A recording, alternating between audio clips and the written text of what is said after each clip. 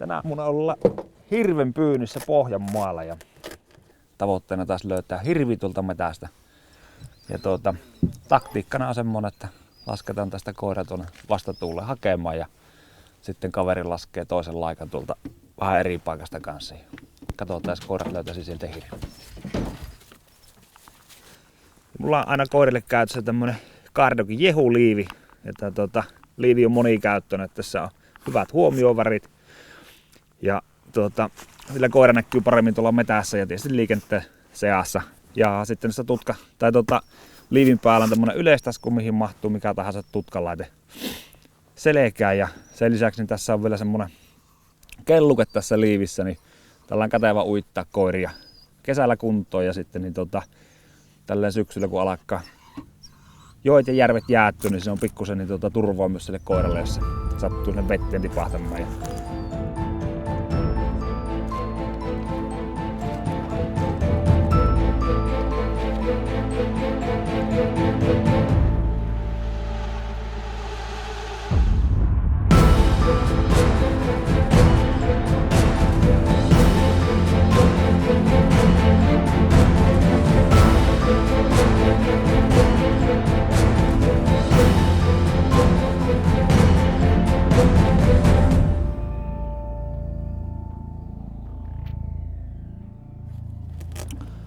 Laitetaan päiväkäynti, eli katsotaan tuosta koirakontista ja lasketaan se tuosta nulkiven vierestä niin mehtää hakemaan ja toivotaan, että löytyisi hirviä ja saisi vielä haukkua.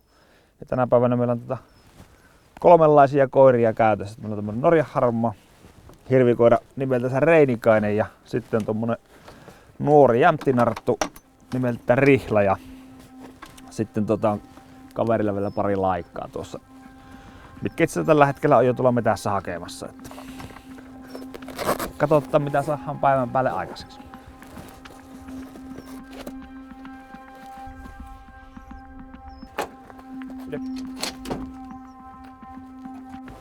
Katsotaan Riska, että sulla on tutka vielä.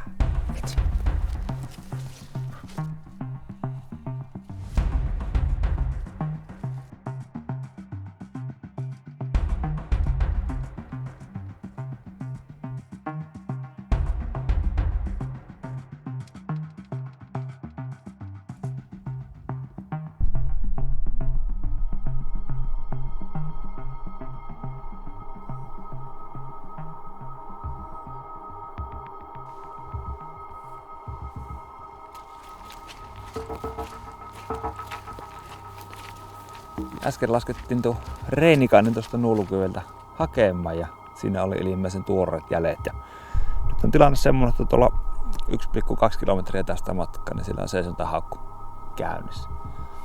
Seuraavaksi annetaan se kesytellä siinä tunti, jos toinenkin, jos ne pysyy yhdessä paikalleen. Ja sitten katsotaan pikkusen tuulen suunnittaa ja lähdetään hiipimään haukulle.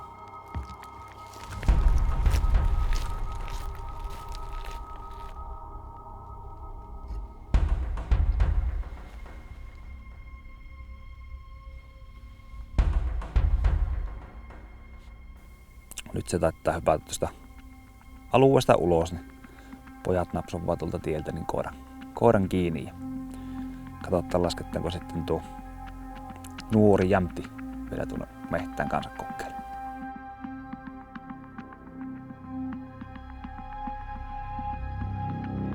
Sitten me teki hirvi vielä vinkkeli ja taittaa pyörähtää takaisin alueelle. Seurattaa vielä vähän aikaa, miten tämä tilanne kehkeytyy tästä.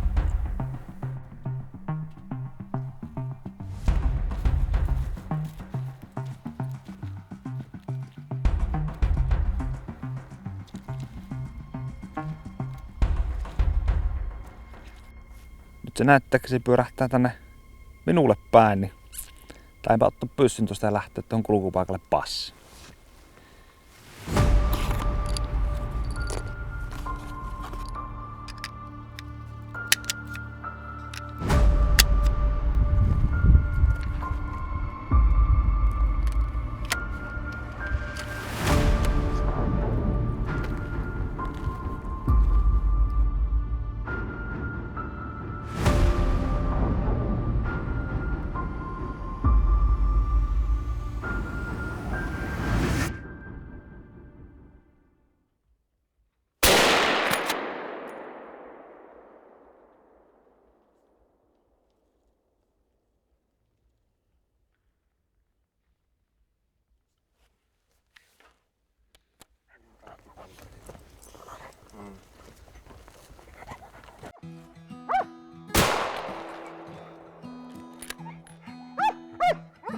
Hyvä. Terve. Mulla on sonninuri. No ei tot mikään mahdoton.